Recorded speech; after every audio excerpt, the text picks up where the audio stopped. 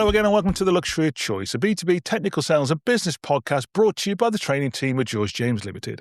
My name is Steve Vaughan. I'm one of the training team here and I'm also the host and producer of this podcast. And I'm coming to you from a very, very, very, very little office in North Oxfordshire on what is probably the hottest June day in living history in the UK. But I'm joined by two colleagues from different locations in the world, Jonathan Slasinski and Christian Walter. So, Jonathan, you're in, I guess, an air-conditioned room in San Diego right now. Well, we don't need air conditioning in San Diego. You know, it's always, I can't do the conversion, 70 degrees. You know, it's perfect. I think this podcast might not last very long if you carry on like that. And Christian, you're in an air-conditioned office somewhere in Switzerland, yeah?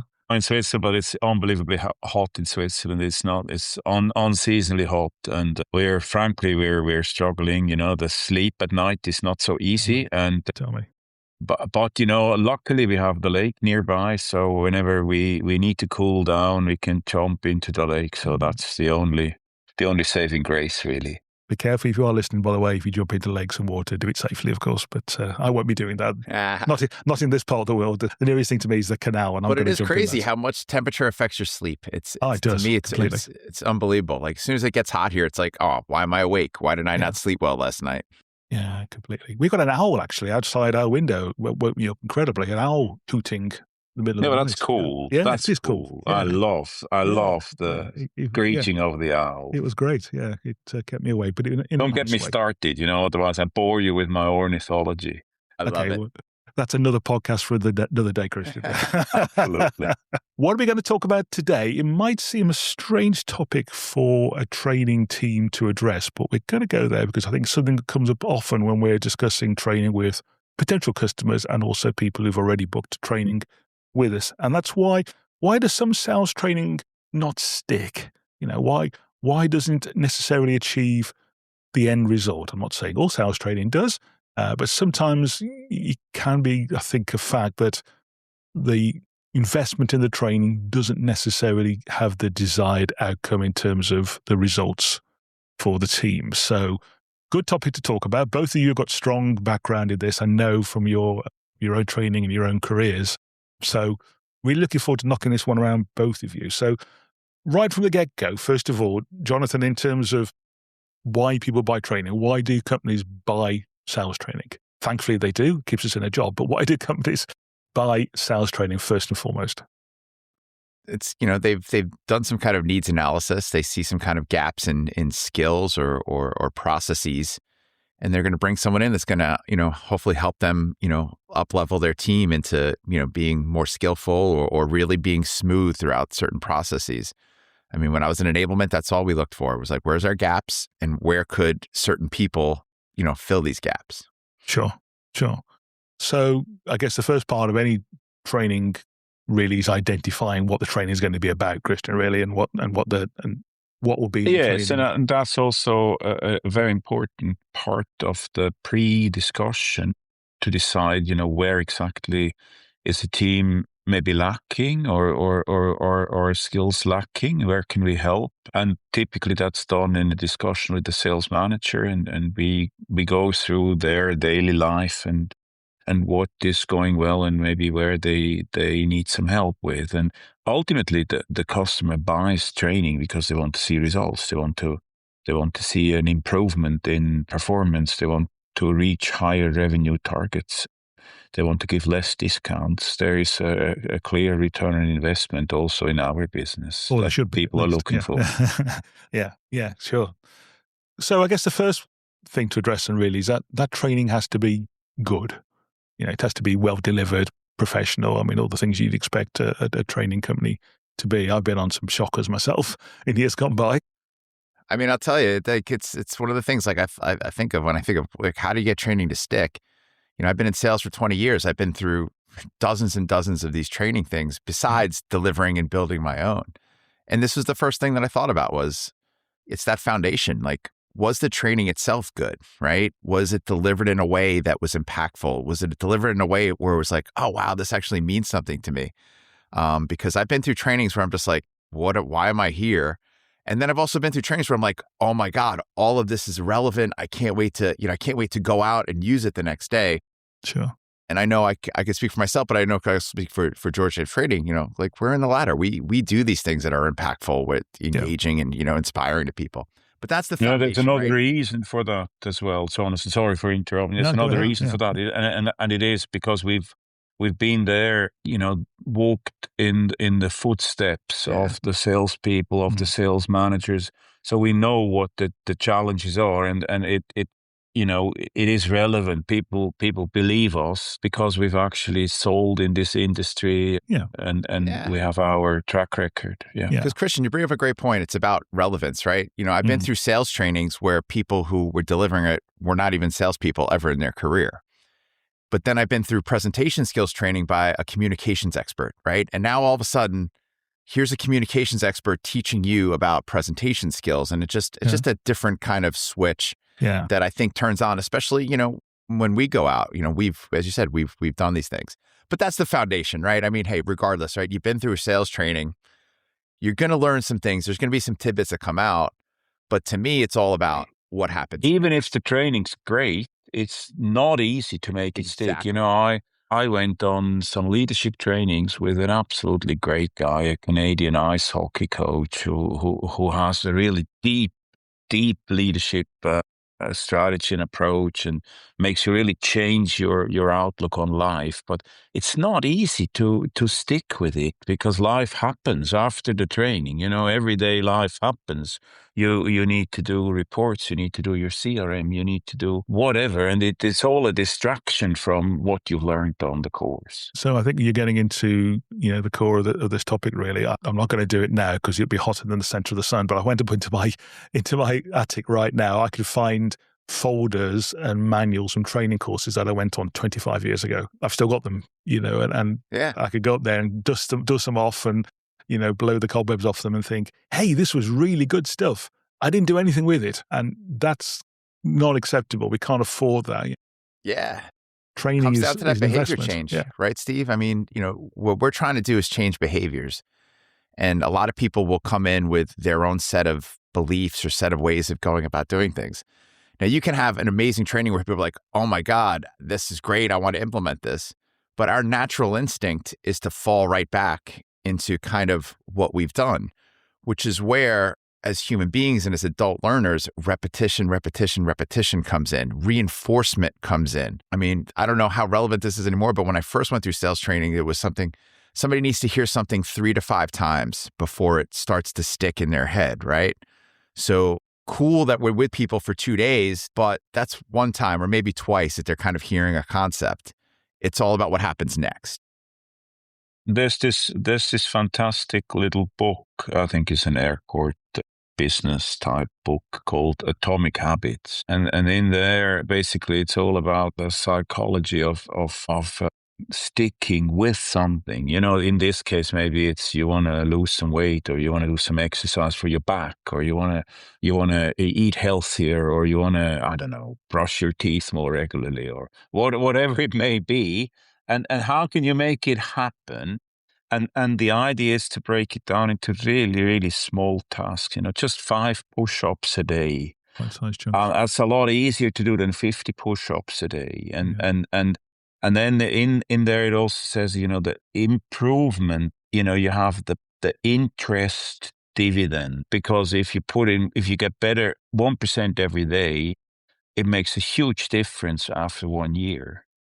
And I think that's the whole idea, that we need to form habits, and maybe just a few little things after training, not to think we can redefine our entire life, but maybe just change a few little things. Christian, I love where you're going with this, because I think it's fascinating that, again, in my 20-year sales career, and I've been through many sales trainings, I never had a follow-up session until I started working with George James and doing the things that we've done, right? It was always, hey, here's your sales skills. Boom, you're off.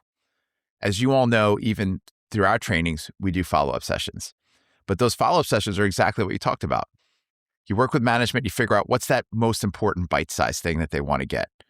And then we start with a review, and then we dial in on that bite size. That's that change. Then what do we do the next week, right? It's building off that bite size thing. But reinforcement is the key. And again, I think like reinforcement's webs go all over the place, because it is all about, hey, Are your managers bought in? Where's the coaching, right? What's going on?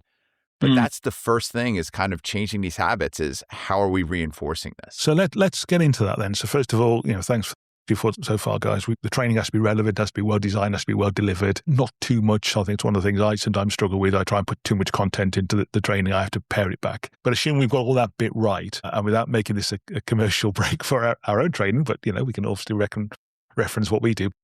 What are the main causes of training not sticking? What are the 4 or 5 reasons that a training course doesn't stick and doesn't achieve the objective? I think number one would be manager buy-in. Okay, tell me more. You have a training that's delivered to a bunch of reps. Now they're back out in the field. The manager needs to be coaching and providing feedback on those new or reinforced skills, whatever it is that was just learned. So I think that's really key. Is that manager buy-in, right? From that perspective. Yeah, they've got to coach it in the field. They've got to. Yeah, I agree, and I like the word coach, because coaching is not telling.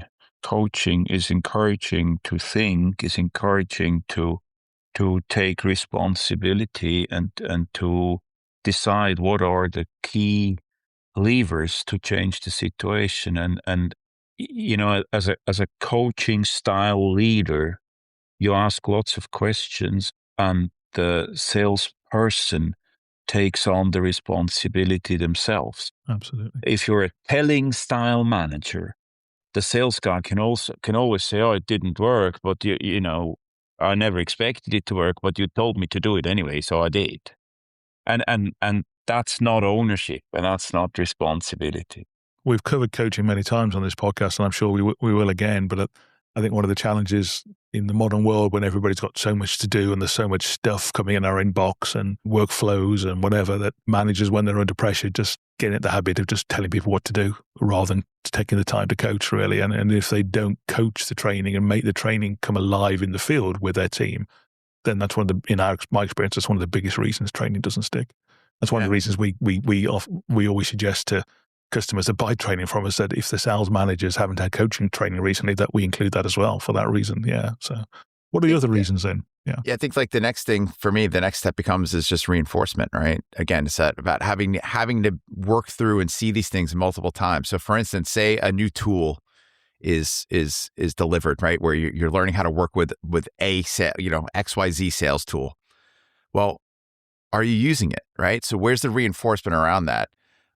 And in my previous jobs, when I was in Enablement, we had a pretty cool part of our LMS that was able to send out these like little bite-sized emails where it took like 3 or 4 minutes, and you just answer a few questions. And then the week after, you got another one where it just builds on those questions, kind of, Christian, what you were talking about, just building on these habits. Yeah. But are we reinforcing it, right? If a new tool was introduced, who's there making sure that this tool is being used? And are we, again, maybe an email, hey, remember this tool. This is what the objectives are of it. This is what we want you to do with it. Do this. Like that reinforcement needs to happen immediately after these trainings. And just for the point of reference, if people don't know what LMS is, that's a learning management system or learning management software, which we will come back to, I'm sure, later in the podcast. What else do you think of this, Christian? One of the reasons we do this podcast is to give people some opportunity to reinforce and to repeat maybe after the training. And, there's very little idle time in the life of a salesperson these days. In that case, yeah. Most of us still have to visit customers, and we drive a lot. And the podcast is the best use of our time when we're driving, because we can actually at the same time absorb some snippets of information and reinforce some learnings which we've done already, and keep that topic fresh in our mind. Thank you, Christian. The check's in the post for that. Thank you very much. Other reasons that training doesn't stick then. So we've talked Steve, about... I think we go up another level, right? So we talked about coaching, we talked about reinforcement. All right, where is senior leadership bought into from a training perspective, right?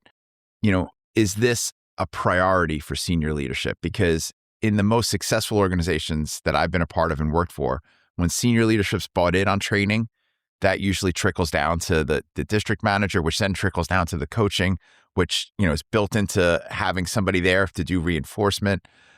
but senior leadership buy-in is going to be critical. It's not just a check the box. Oh, hey, we did sales skills training. Let's check the box. Yeah, exactly. It's got to be lived, and it's got to be lived and breathed throughout the organization. Very much so. Very much so. And I guess that often would include the engagement of a HR department if the organization is big enough to have a HR department as well. Yeah.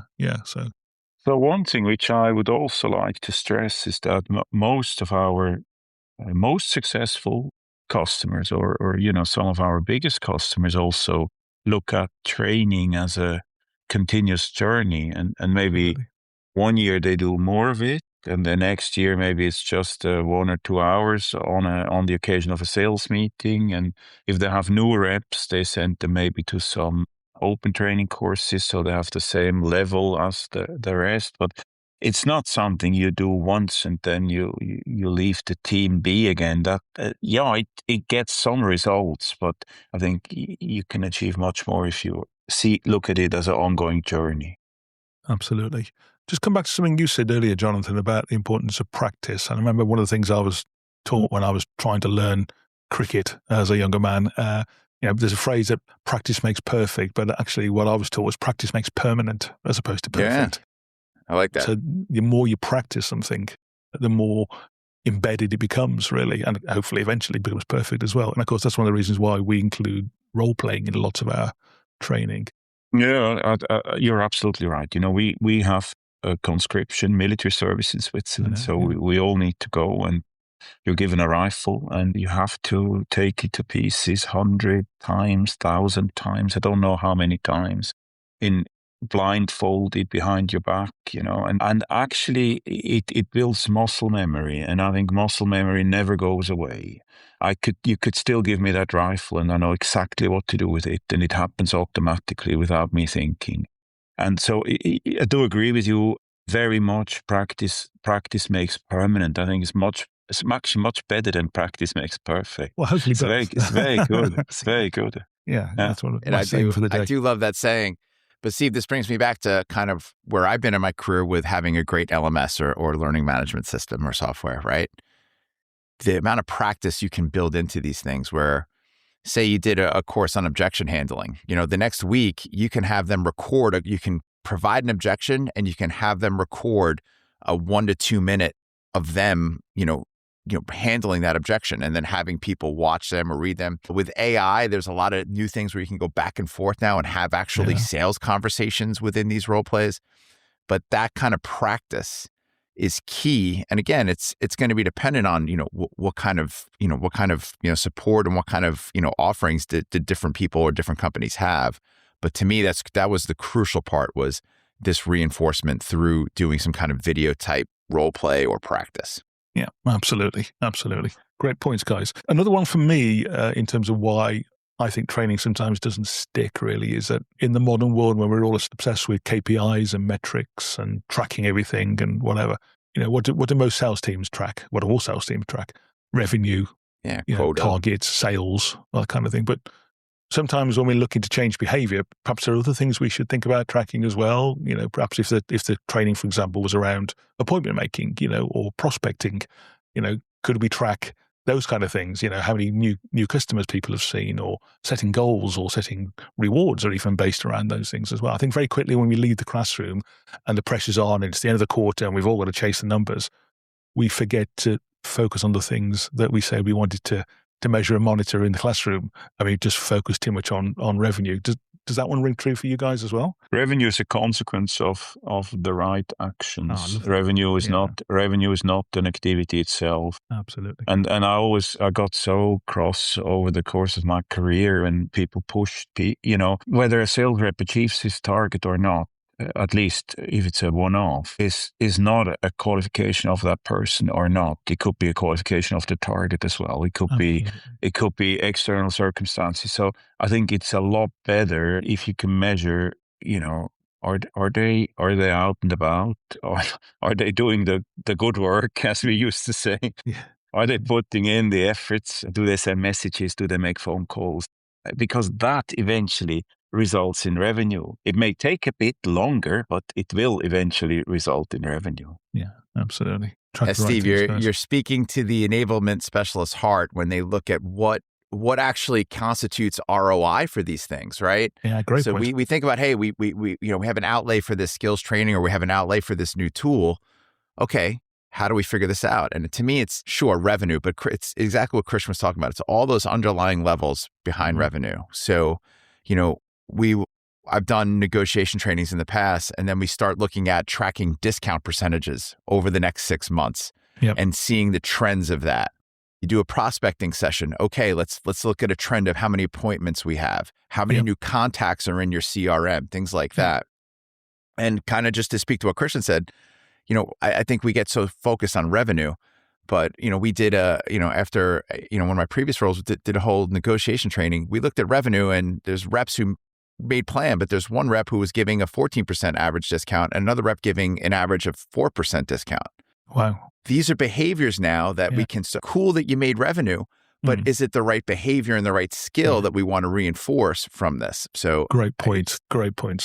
And in some of the businesses that we've worked in, and people listen to this as well, high value capital equipment, it takes time to change the revenue without because it's a long sales cycle. So if you just obsess on just the revenue and nothing else, then perhaps you're going to get disappointed in terms of that ROI of the training, because to start with, you might not see that uplift. Exactly. Hopefully you'll see an uplift in prospects and stuff on the CRM, really.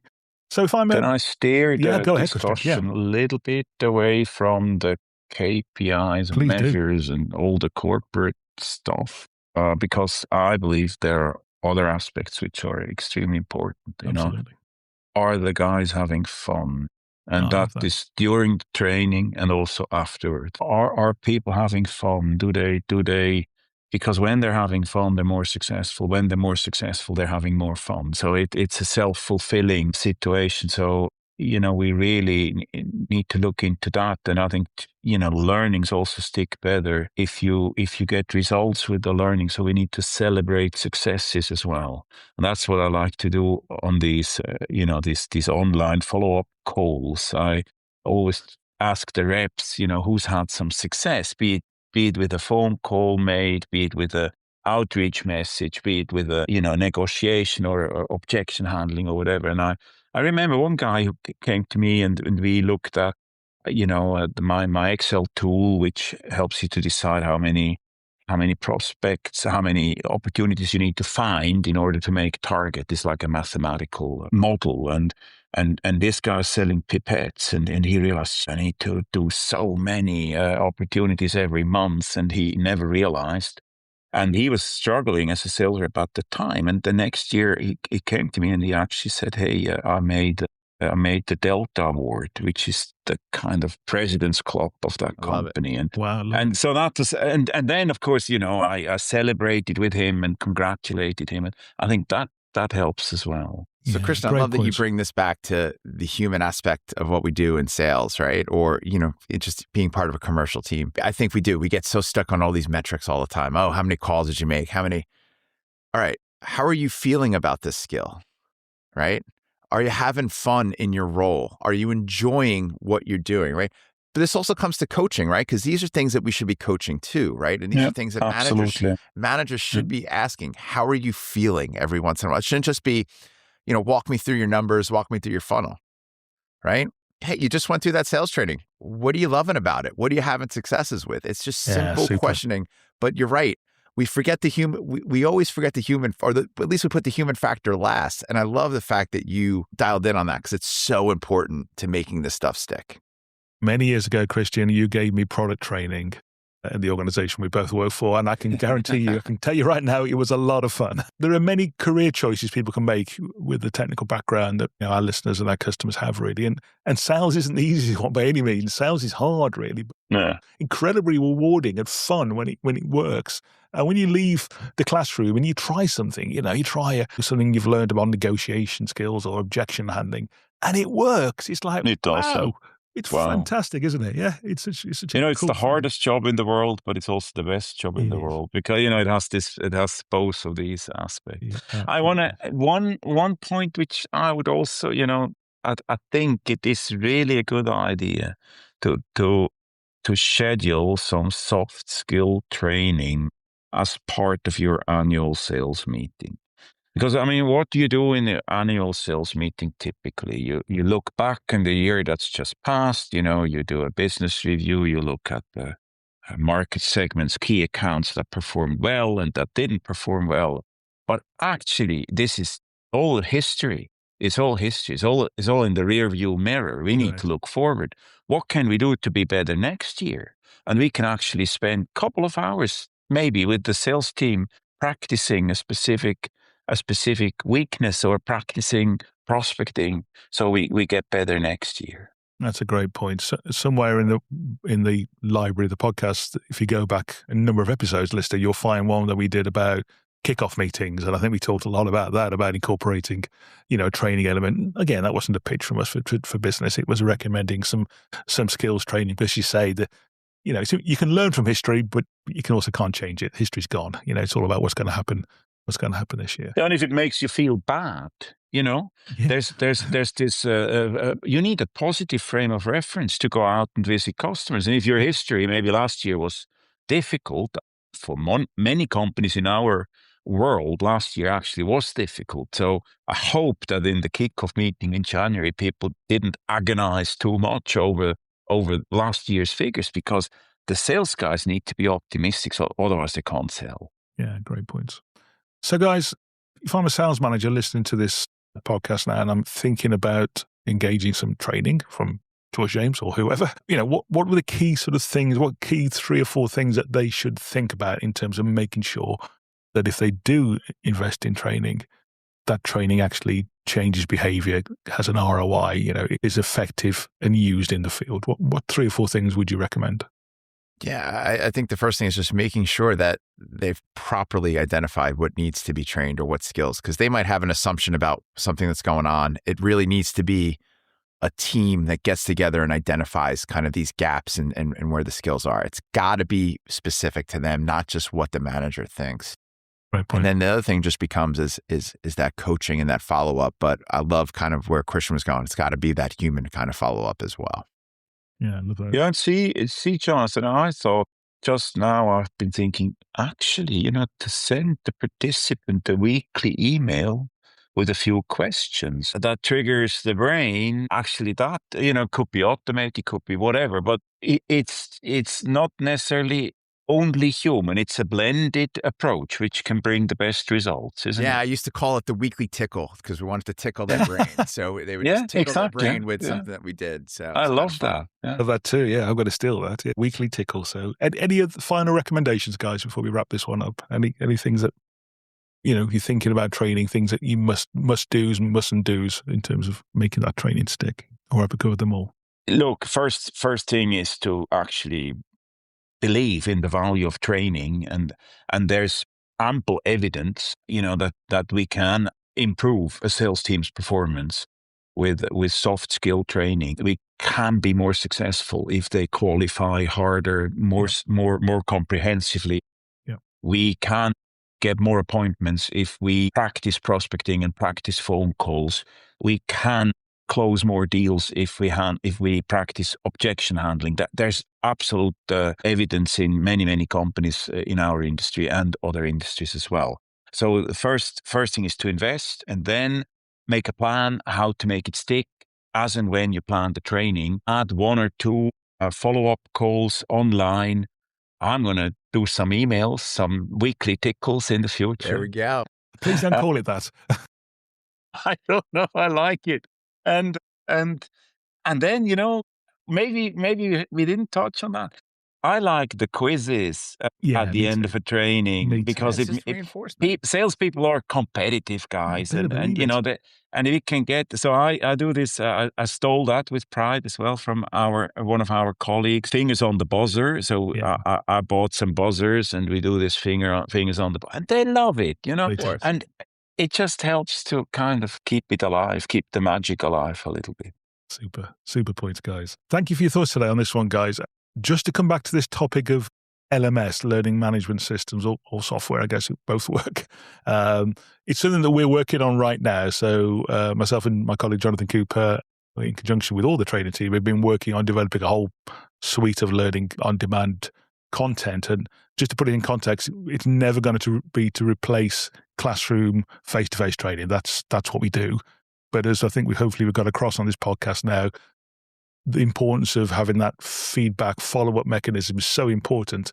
We see video training on demand or training that's on your phone, or if you want to call it like your coach in your pocket, whatever you want to call it, as part of that sort of way of helping customers help their team make the training stick. So we're not ready with it yet. It's coming. We're hoping to get it ready for the autumn. So, watch this space. Check out our website as well. So, end of the commercial break. Guys, thank you very much for your time. I'm going to go and jump in a vat of cold water now, I think. Pleasure to spend some time with you guys, as always.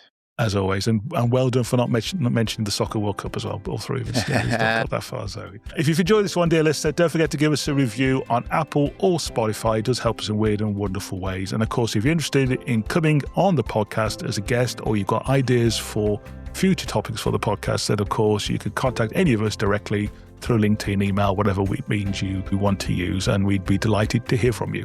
We'll be back again in a couple of weeks' time before we then have a little break for the summer period. Thanks for listening, and we'll talk to you soon. Bye-bye.